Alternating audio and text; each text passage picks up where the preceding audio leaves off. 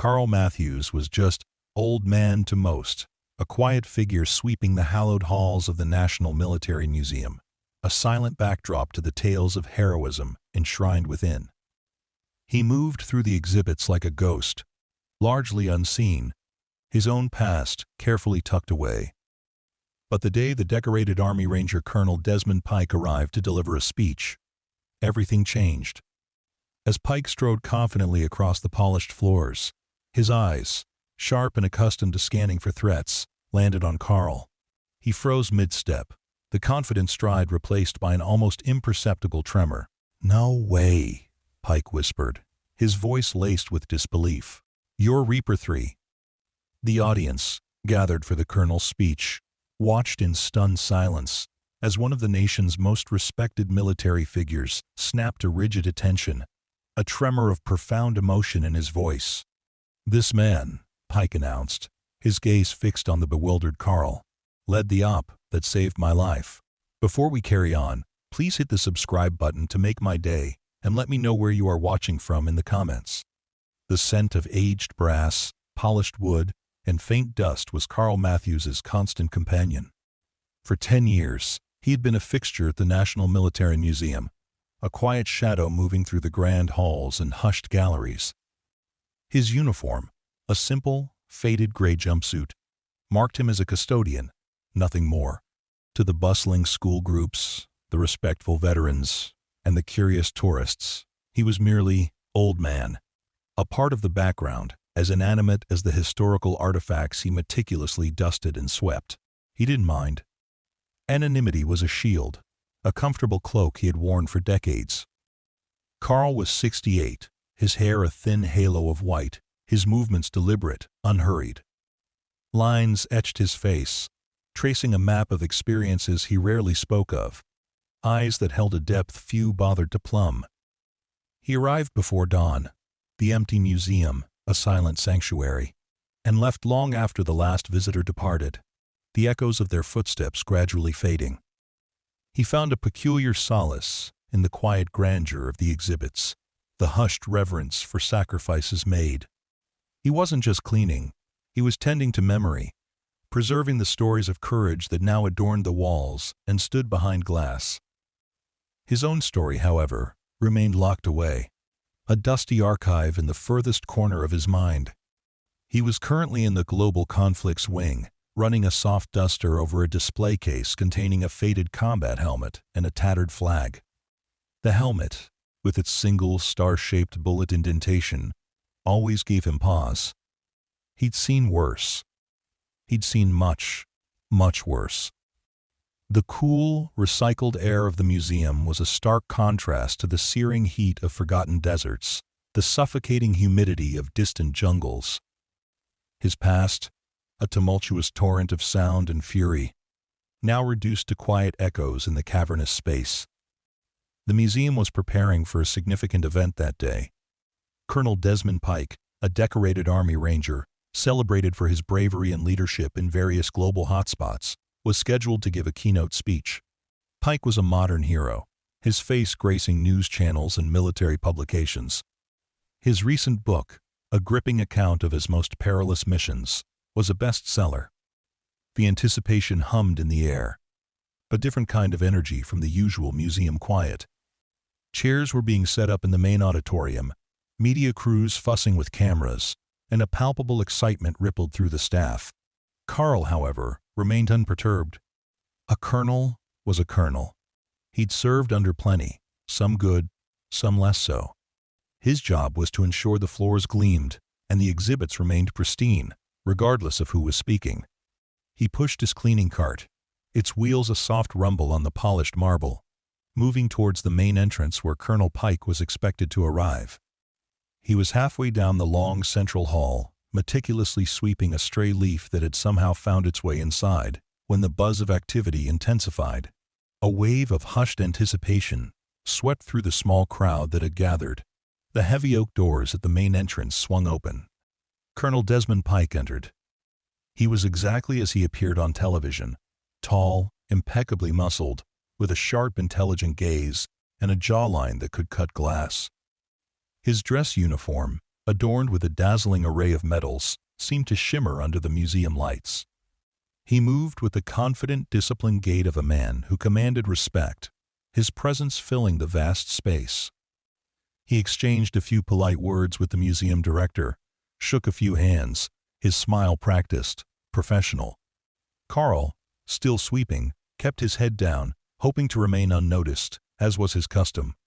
He was nearing the end of his shift, eager for the quiet solitude of his small apartment, the familiar comfort of a worn armchair. But then, as Colonel Pike began to stride purposefully down the main hall, making his way towards the auditorium, something happened. His gaze, sharp and accustomed to scanning for threats in far more dangerous environments, swept across the hall, taking in the historical displays, the waiting crowd, and finally, settling on Carl, the old man.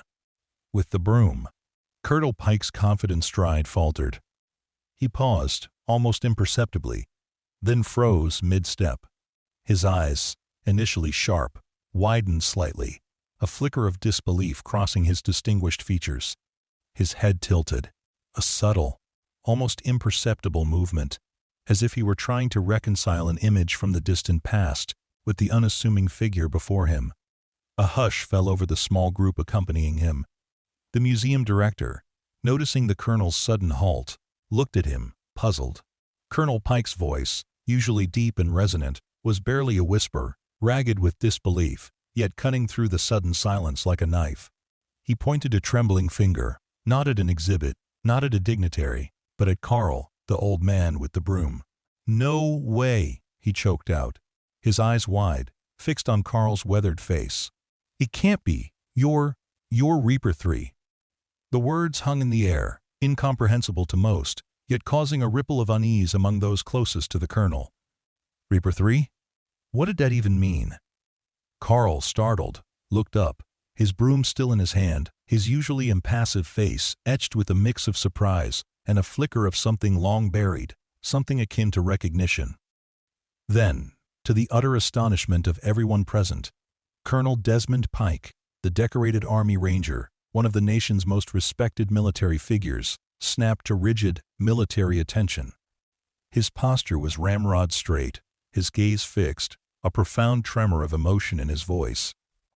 "Ladies and gentlemen," Pike announced, his voice now strong, resonating through the vast hall, his eyes never leaving Carl's bewildered face. "This man, this unassuming man right here, he led the operation that saved my life, and the lives of my entire team." The silence that followed was deafening, pregnant with disbelief. All eyes turned to Carl Matthews, the old man, the museum custodian, whose past had just exploded into the present, shattering the comfortable cloak of anonymity he had worn for decades. His ordinary life had just collided with an extraordinary revelation, pulling him from the shadows and thrusting him into an unwanted, yet undeniable, spotlight. The silence in the main hall was deafening, punctuated only by the distant hum of the museum's ventilation system and the soft click of cameras. Every eye was fixed on Carl Matthews, the man known simply as Old Man, who now stood frozen, broom in hand, facing the rigid, respectful salute of a decorated Army Ranger colonel. The revelation, delivered with such raw emotion by Desmond Pike, had ripped away Carl's carefully constructed anonymity, exposing a past he had painstakingly buried. Carl felt a familiar cold dread coil in his stomach. He hadn't heard that code name, Reaper 3, in over 40 years. It was a ghost from a life he had left behind, a life of split-second decisions, of life and death, of shadows and impossible odds. His gaze met Pike's, and in the colonel's eyes, Carl saw not just recognition, but profound gratitude, a haunting memory of a shared crucible. The museum director, a portly man named Mr. Harrison, finally broke the stunned silence, his voice a bewildered stammer. "Colonel Pike, I don't understand. Mr. Matthews is our custodian." Pike didn't drop his salute, his gaze still fixed on Carl. "With all due respect, sir, this man is a hero, a legend. He was the most formidable operative I ever encountered." His voice was steady, unwavering, filled with conviction. Reaper 3 was the call sign for the Special Operations team leader, who extracted my reconnaissance unit from a hostile. Near impossible situation during Operation Desert Veil, back in the early 80s. We were compromised, surrounded, out of options. Every last one of us would have died if it hadn't been for him. He finally lowered his hand, his eyes never leaving Carl's. I've searched for him for decades. Every lead went cold, and here he is, sweeping the floors. A flicker of almost reverent amusement, mixed with profound respect, touched Pike's features. Carl, his face unreadable, simply lowered his broom, his movements slow, deliberate. "Colonel Pike," he said, his voice raspy from disuse, the old commanding timbre buried deep beneath years of quiet. "It was a long time ago. Water under the bridge." "Water under the bridge?" Pike scoffed, a faint, incredulous laugh escaping him. "Sir, you pulled us out of a hornet's nest. You moved like a ghost, took out a dozen tangos without a sound, and got us to the extraction point with minutes to spare. That's not water under the bridge. That's a debt of honor. That's a life owed." He stepped closer, his voice dropping, almost pleading. "Why the silence, sir? Why the anonymity?" Carl glanced around the crowded hall, acutely uncomfortable under the hundreds of curious, astonished gazes. News cameras flashed, reporters scribbled furiously. His quiet world had been irrevocably shattered. "Orders, Colonel," Carl said, his voice flat, evoking the disciplined secrecy of a forgotten era. "Classified mission. Deep cover. Afterwards, I just moved on. Wanted a quiet life." Pike nodded slowly, a profound understanding dawning in his eyes. He knew the world of classified operations, the men who disappeared into the shadows. Their sacrifices often unacknowledged, but even he seemed surprised by the depth of Carl's commitment to anonymity. "Well, sir," Pike said, his voice gaining its usual resonance, addressing the bewildered audience now. "Today, that quiet life ends. You deserve to be recognized." He turned back to Carl, a determined glint in his eye. "My speech can wait. Sir, would you do me the honor of joining me on stage? I want the world to hear your story, or at least, the part you're willing to share. They need to know the kind of heroes who truly walk among us." Carl hesitated. The spotlight, the attention, it was everything he had avoided for so long. The memories, sharp and vivid, threatened to overwhelm him. The dusty archives of his mind were suddenly thrown open. Scenes of impossible missions, of lives saved and lost, flickering before his eyes. He saw the faces of his own team, the ones who didn't make it back. The silent comrades who had guarded his secrets. Could he truly break his silence now? But then he looked at Pike, a young man he had saved, now a celebrated war hero. A man who refused to forget. A man whose earnest gratitude was palpable. And in that moment, a different kind of duty stirred within him. A responsibility to acknowledge the truth. To perhaps, finally, give voice to a forgotten chapter of his own life. He gave a slight, almost imperceptible nod. "All right, Colonel," Carl said, his voice gaining a touch of its old authority. "But just the facts. No embellishments." A wave of murmurs swept through the crowd. Pike's face broke into a relieved, genuine smile, a flash of warmth that dispelled the usual sternness. He clapped Carl gently on the shoulder, a gesture of profound camaraderie. "Understood, sir. Just the facts. And those facts, my friends," Pike announced to the captivated audience, his voice ringing with pride, "are extraordinary." As Carl, the old man, walked beside Colonel Pike towards the auditorium, leaving his broom and cleaning cart behind, the museum staff and visitors watched in stunned silence. His unassuming gray uniform now seemed less like a custodian's garb and more like a civilian disguise. The man they had ignored, the silent shadow, was about to step into the light, revealing a past that rivaled the very legends enshrined in the museum around them. His journey from anonymity to recognition had begun, an unexpected and deeply unsettling turn in a life he thought was firmly, quietly, settled. The transition from the hushed museum floor to the brightly lit stage of the auditorium was jarring for Carl. The spotlight, warm and intense, felt like a physical weight, exposing every wrinkle, every scar. He hadn't stood before such a crowd in decades, not since his days in active service. where attention was usually a harbinger of danger, not adulation. He instinctively scanned the room, his old eye, habits of assessing threats kicking in, a phantom echo of a life lived on high alert. Colonel Pike, however, was a seasoned orator, comfortable in the glare of public attention. He led Carl to a chair, ensuring he was settled, a gesture of deep respect that wasn't lost on the audience. Pike then took the podium, his posture commanding, his gaze sweeping across the captivated faces.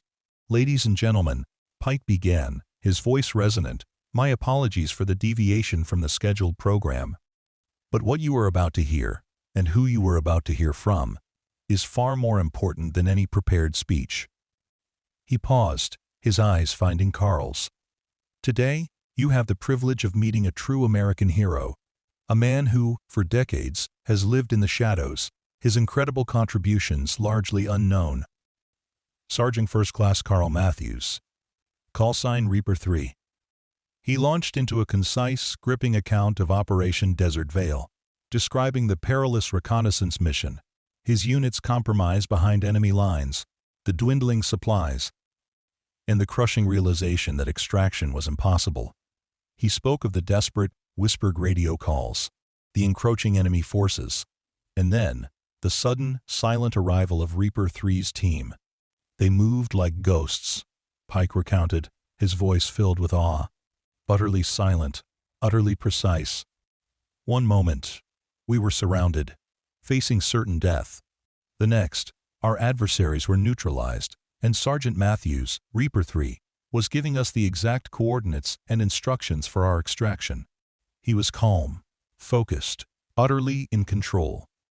He guided us through enemy territory, risking his own life countless times, until we reached the extraction point. Safe. Every single one of us owed him our lives." Pike's eyes gleamed with a raw, powerful emotion. He disappeared after that. No fanfare, no medals, no recognition. Just a quiet departure into the shadows. That's the way these men, these true patriots, often operate. They don't seek glory. They simply serve. He then turned to Carl, his voice softening. "Sir, for decades, I've lived with the knowledge that you saved me, saved my family from unbearable grief. I never stopped looking for you. And to find you here, now, in these halls dedicated to military history, it feels like fate. It feels like time for the truth to come out." The microphone was then offered to Carl.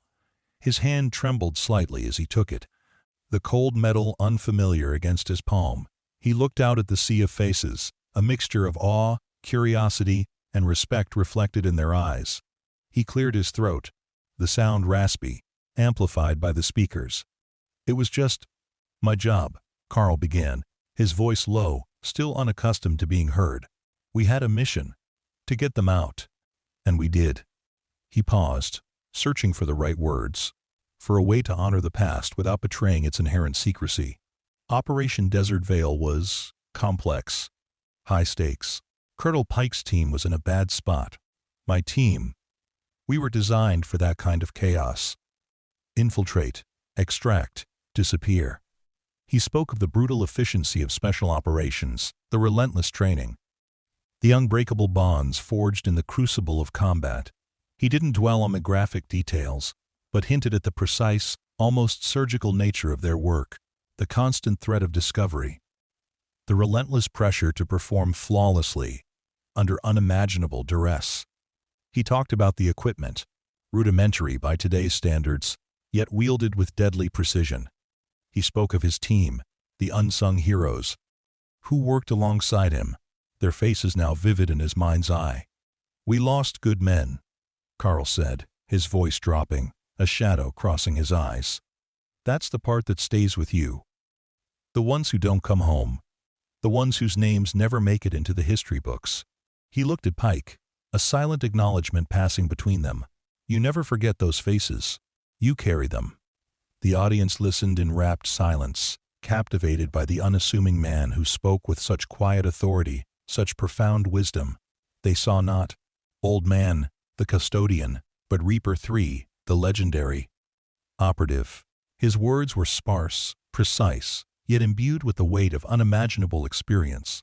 He offered no grand pronouncements, no emotional appeals, just the unvarnished truth of a soldier's life, a life of duty, sacrifice, and the enduring burden of memory. When he finished, a profound quiet settled over the auditorium. Then, slowly at first, then building into a crescendo, the audience rose to their feet, erupting in a thunderous standing ovation. Carl, unaccustomed to such adulation, simply nodded, a faint, almost imperceptible tremor in his hand as he handed the microphone back to Pike. He felt a strange mix of relief and unease. The secret was out. The past had surfaced. And his quiet life would never be the same. The cheers washed over him, a deafening sound of recognition, but also a haunting echo of a life he had carefully, meticulously, tried to leave behind. The standing ovation felt like a physical force, a tidal wave of unexpected gratitude. Carl stood there, a lifetime of ingrained anonymity fighting against the glaring spotlight, his old uniform suddenly feeling like a costume. He saw Desmond Pike beaming, a proud, almost proprietary look on his face. The museum director, Mr. Harrison, approached the stage, his face a mixture of awe and frantic excitement. "Sergeant Matthews," Mr. Harrison stammered, extending a hand. "What an astonishing revelation! We had no idea. The museum would be honored to—" Pike gently intercepted. "Mr. Harrison, I assure you, we'll discuss the proper recognition for Sergeant Matthews later. For now, I believe he deserves a moment to himself." Pike turned to Carl, his voice low and warm. "Sir, I know this is a lot. How about we get you somewhere quiet, and perhaps we can finally catch up, properly?" Carl nodded, a silent wave of relief washing over him. The immediate aftermath of the revelation was a blur of flashing cameras and hushed whispers. Pike, with surprising agility, navigated them through the throng, guiding Carl to a private office usually reserved for museum executives. The sudden quiet was a balm to his overstimulated senses. Once inside, the door firmly closed, Pike shed his formal demeanor, his face etched with genuine emotion. "Carl," he said, using his first name, a familiarity that suddenly felt earned. "I can't believe it's really you. All these years, you were a ghost." "And you grew up," Carl replied, a faint, almost imperceptible smile touching his lips. He looked at Pike, the young, desperate soldier he'd pulled from the jaws of death, now a formidable, celebrated colonel. The passage of time was starkly evident. "Good to see you made something of yourself, son." "Thanks to you," Pike countered, his gaze unwavering. "Every single day, I've remembered that night. The quiet efficiency, the precision. It was otherworldly. You saved us when no one else could. Why did you just disappear, Carl?" "I mean, I understood the classified nature, but after the mission was debriefed, why not rejoin the regular forces? Why the silence?" Carl sighed, the memory stirring, bittersweet and heavy. "The kind of work we did, Desmond, it changes a man. It leaves marks. I saw too much, lost too much. After that mission, the last one for my unit, I just knew I couldn't go back to the regular army. The noise, the routine, it all felt wrong. I needed quiet. A place where the biggest threat was dust bunnies." He gestured vaguely, a wry humor in his eyes. "The museum offered that. Anonymity. A place to fade." Pike listened intently, a deep understanding dawning in his eyes. He, too, had carried the scars of combat, though perhaps less deeply etched than Carl's. "But no recognition, Carl? No commendations? The things you didn't need it," Carl interrupted softly. "The mission was the reward. Knowing I saved lives, that was enough. The official channels, the medals, they always felt hollow compared to the real thing." He paused, his gaze distant. "Besides, some things are best left in the shadows, for everyone's peace." They talked for hours, the guarded silence between them melting away.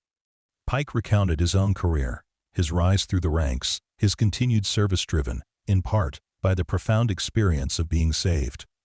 Carl, in turn, shared snippets of his past, not the dramatic details of combat, but the quiet moments, the camaraderie, the harsh realities of a life lived on the fringes of war. He spoke of the meticulous planning, the agonizing choices, the burden of leadership. Pike was fascinated, asking questions about techniques, about Carl's intuition, about how he remained so calm under pressure. He recognized the profound tactical genius and raw courage in the unassuming man before him. He saw the true cost of heroism, the silent price paid for extraordinary service. As the afternoon waned, Pike insisted on taking Carl to dinner, a proper meal away from the museum. Carl, surprisingly, agreed. The conversation, the genuine connection with someone who understood, was a rare and welcome respite. During dinner, Pike revealed his immediate plan. "Carl, I'm giving my rescheduled speech tomorrow, and I want you there, as my honored guest, and I want to make sure your story, or at least a version of it, gets the recognition it deserves. I'm calling in some favors. There will be a formal ceremony, a commendation. It's long overdue." Carl demurred. "Desmond, I told you. I don't need the fanfare." "It's not for you, Carl," Pike countered, his voice firm. "It's for the public, for the young soldiers who look up to heroes. It's for the men like you who serve in silence, and it's for me to finally, properly, thank the man who gave me a second chance at life." He paused, his gaze softening. "Please, Carl, let us do this. Let this chapter finally be written, properly." Carl looked at the younger man, seeing the genuine plea in his eyes, the deep-seated need to honor a profound debt. He realized that this was not just about him. It was about Pike's own healing, his own quest for closure. And perhaps, Carl conceded, it was time. Time for the ghosts of the past to finally find some peace. He gave a slow, deliberate nod. "All right, Desmond, if it means that much to you." Pike's face broke into a broad, relieved smile. "It means everything, Carl, everything." The quiet custodian, the old man, was about to step into a new, unexpected chapter of his life, his hidden heroism about to be unveiled to a grateful nation, forever changing the perception of the quiet man who swept the halls of history. The next day dawned with an almost palpable sense of anticipation. News of Colonel Pike's astonishing revelation had spread like wildfire, fueled by breathless media reports and viral social media posts. The museum, usually a place of quiet contemplation, was buzzing with an unprecedented level of excitement. Tickets for Colonel Pike's rescheduled speech, now featuring the mysterious Reaper 3, had sold out in minutes, and a massive overflow crowd gathered outside, hoping to catch a glimpse of the unassuming hero. Carl, dressed in a borrowed suit that felt stiff and alien, arrived at the museum with Pike.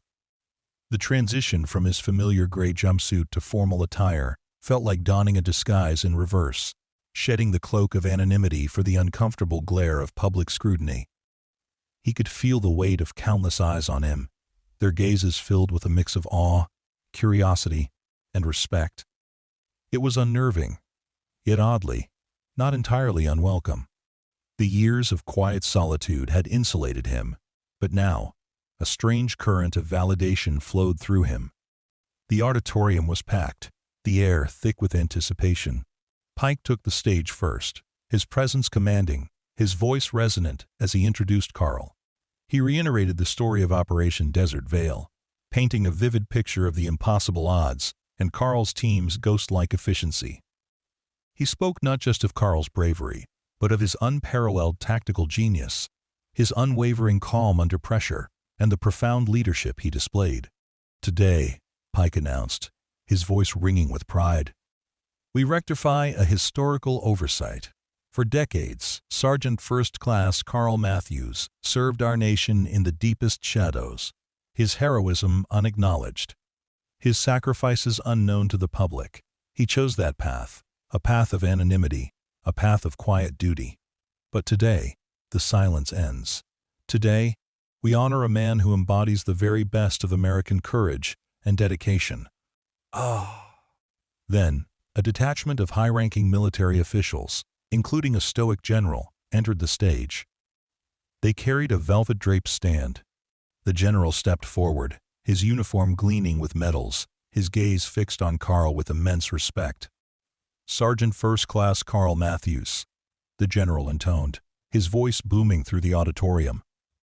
"For extraordinary heroism in military operations against an armed enemy, for exhibiting exceptional valor and leadership above and beyond the call of duty during Operation Desert Veil, and for directly saving the lives of Colonel Desmond Pike and his reconnaissance team, the President of the United States, upon the recommendation of the Department of Defense, hereby bestows upon you the Distinguished Apparatus Service Cross." A hush fell over the crowd as the general unveiled the medal, its intricate design shimmering under the lights. It was one of the nation's highest military honors, second only to the Medal of Honor. Carl stared at it, his throat tight, his eyes stinging. A medal. For a job, he simply did. For a past he had tried to erase.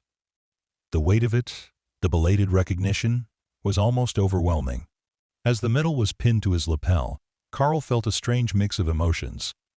Pride, yes, a deep, quiet satisfaction. But also a poignant sadness for the men who weren't there to witness it. His own team. The ones whose names would never be called, whose bravery remained unrecorded. He imagined their spectral presence, nodding in silent approval. The applause that erupted was deafening, a cascade of genuine appreciation. Carl stepped to the microphone, his hands still trembling slightly, but his voice, when he spoke, held a newfound clarity, a quiet power that commanded attention. "Thank you," he began, his gaze sweeping across the faces in the audience, then settling on Pike, then on the general. This is unexpected, and deeply appreciated." He paused, taking a breath. "But this isn't just for me. It's for my team. The men who stood beside me, in the shadows, facing impossible odds. They were the real heroes. Their sacrifice, their courage, that's what truly deserves to be honored." He spoke briefly of the bond between soldiers, the unspoken trust, the shared burden. He spoke of duty, of commitment, of the quiet pride in serving something larger than oneself. He didn't embellish, he didn't seek pity, he simply offered a glimpse into the stark reality of a life dedicated to unseen service. His humility, his unwavering focus on his fallen comrades, resonated deeply with everyone in the room. After the ceremony, a whirlwind of interviews ensued. Carl, with Pike as his steadfast shield, navigated the questions with a quiet grace. He reiterated his message, always redirecting praise to his team, always emphasizing the collective effort. He spoke of the museum, his daily routine, the solace he found in maintaining the sanctity of military history. He had found a way to bridge his past and present, to honor his service without glorifying the violence, to accept recognition while remaining true to his core values. News of the custodian hero spread across the globe. Carl Matthews became a national sensation, a viral phenomenon. His face, once anonymous, now graced the covers of magazines, his story a poignant reminder of the unseen heroes who walk among us. Offers poured in, book deals, speaking engagements, even a quiet offer from the Department of Defense for a consultancy role, leveraging his unparalleled tactical experience. Carl, however, remained grounded. He returned to the museum the next day, not in a suit, but in his familiar gray jumpsuit. He picked up his broom. The floors, he noted, were still dusty. But now, as he swept, the silence was different. It was filled not with anonymity, but with a quiet, profound respect. The old man was still sweeping, but the world now knew the legend who wielded the broom. His carefully constructed quiet life had been irrevocably altered. Yet in its unexpected transformation, he found a deeper purpose, a belated, earned peace that finally embraced his extraordinary past. The quiet hum of the museum, once a cloak of anonymity for Carl, now carried a subtle undercurrent of reverence whenever he passed. Visitors, who once overlooked him, now paused, their eyes filled with recognition and respect. Children, whose parents had told them the story, would sometimes point and whisper, "That's Reaper 3. Carl, still uncomfortable with the attention, would offer a small, almost imperceptible nod, a quiet acknowledgement of his altered reality. His days, however, largely remained the same. He still arrived before dawn, the silence of the empty museum still a comforting presence. He still meticulously dusted the exhibits, swept the halls, and ensured every display case gleamed. The daily routine was his anchor, a familiar rhythm in a world that had suddenly gone off-kilter. The Distinguished Service Cross, the physical manifestation of his past, now resided in a simple locked box in his small apartment, brought out only in moments of quiet reflection. He didn't need to display it. Its meaning was etched deep within him. Desmond Pike became a regular visitor, his presence a comforting bridge between Carl's two lives. They would often share coffee in the staff break room, talking not about past heroics, but about the mundane details of their days, a quiet camaraderie built on shared experience and mutual respect. Pike was relentless in his efforts to ensure Carl received all due benefits and recognition, not for the glory, but for the principle of it. He ensured Carl received a fully funded, comprehensive medical checkup, something Carl had neglected for years. He even quietly arranged for a small, secure trust fund, ensuring Carl's financial stability for the rest of his life, a silent gesture of gratitude. The Department of Defense's offer of a consultancy role, though initially declined, resurfaced with greater persistence. They weren't asking him to return to the field, but to lend his unparalleled tactical and strategic insights to new generations of special operations forces. It was a role of mentorship, of quiet wisdom, of imparting lessons learned from a lifetime of combat. Carl, after much deliberation and gentle persuasion from Pike, finally agreed. It was a part-time commitment, allowing him to maintain his routine at the museum, but it offered a new, unexpected purpose, a way to contribute beyond the quiet sweep of his broom. His first day as a consultant was surreal. He found himself in a high-tech briefing room, surrounded by eager, intelligent young officers, their eyes wide with respect and curiosity. They had read his file, seen the classified reports, and knew the legend of Reaper 3. Carl, initially hesitant, found his voice, drawing on decades of stored knowledge, offering insights gleaned from situations that existed only in the realm of unimaginable danger.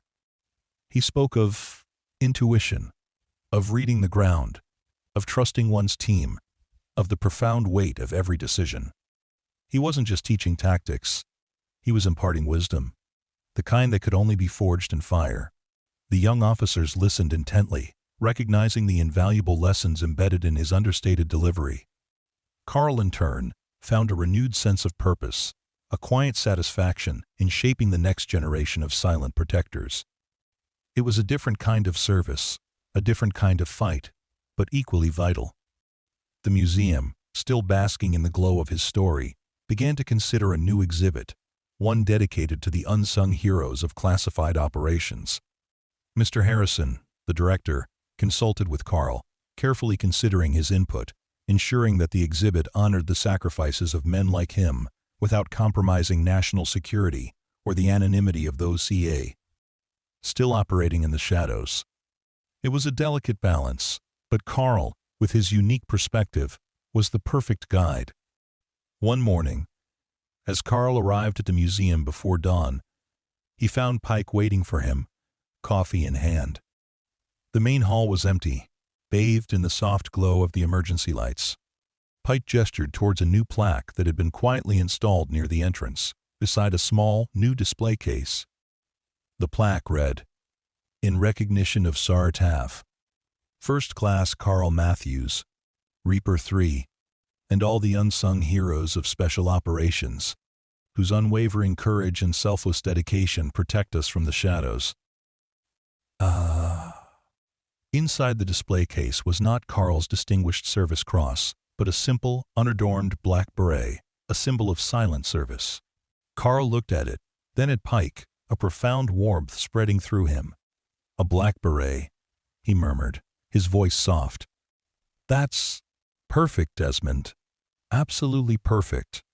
It was a subtle, respectful tribute, acknowledging his past without demanding further personal exposure. It was a testament to their mutual understanding, to the unique bond forged in a moment of extreme peril. He picked up his broom, the familiar weight, a comfort in his hands. The silence of the museum was no longer just anonymity. It was a profound peace, a space where his extraordinary past and his quiet present finally coexisted in harmony.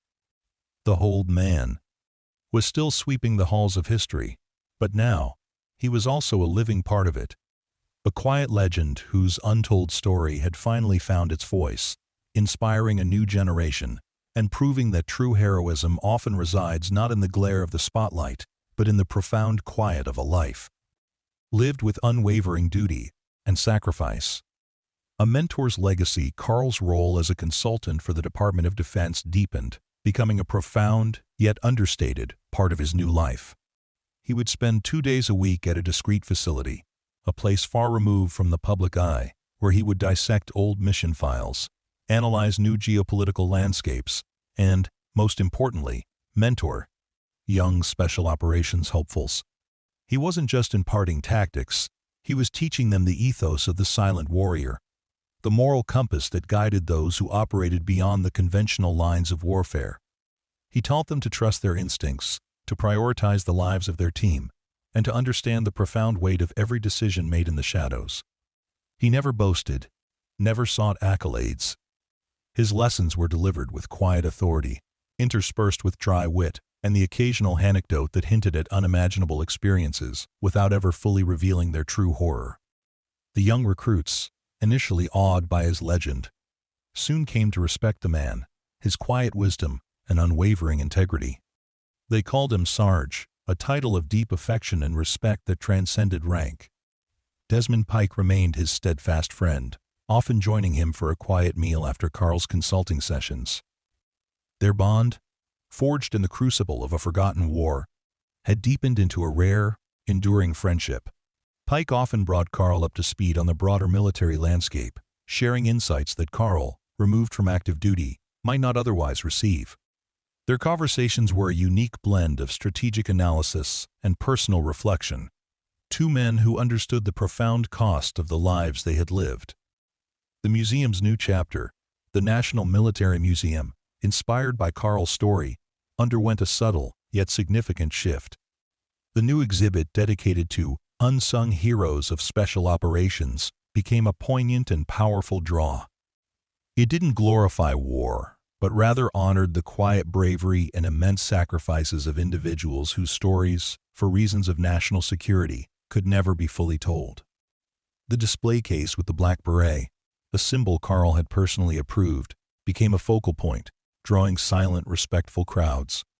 Mr. Harrison, the museum director, often consulted Carl on new acquisitions, particularly those related to clandestine operations.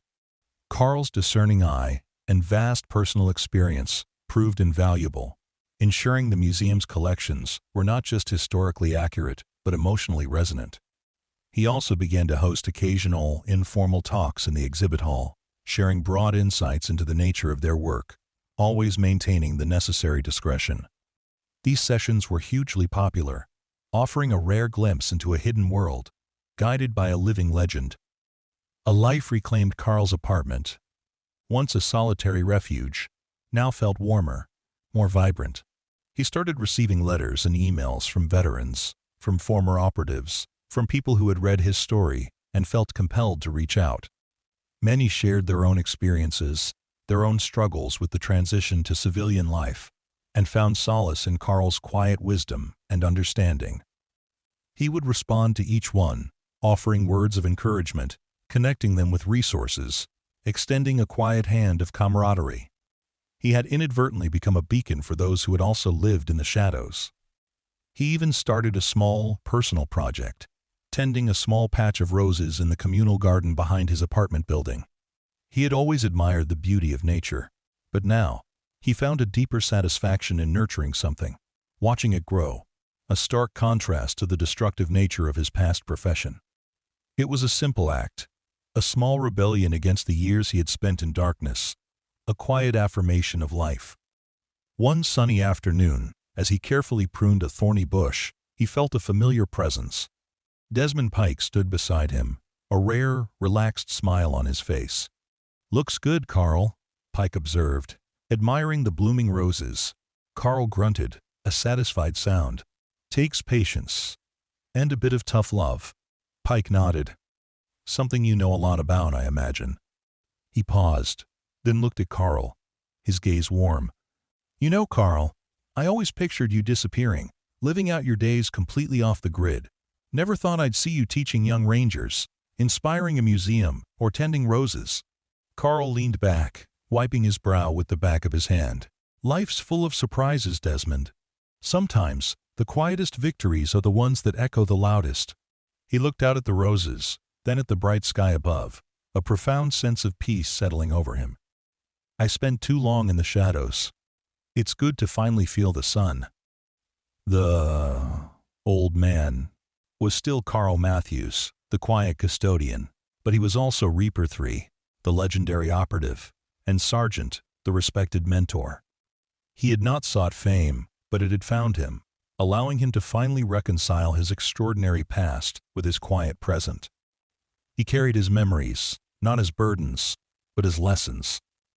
His life, once defined by silence, was now a testament to the enduring power of heroism, humility, and the unexpected ways in which a hero can finally find his place in the light.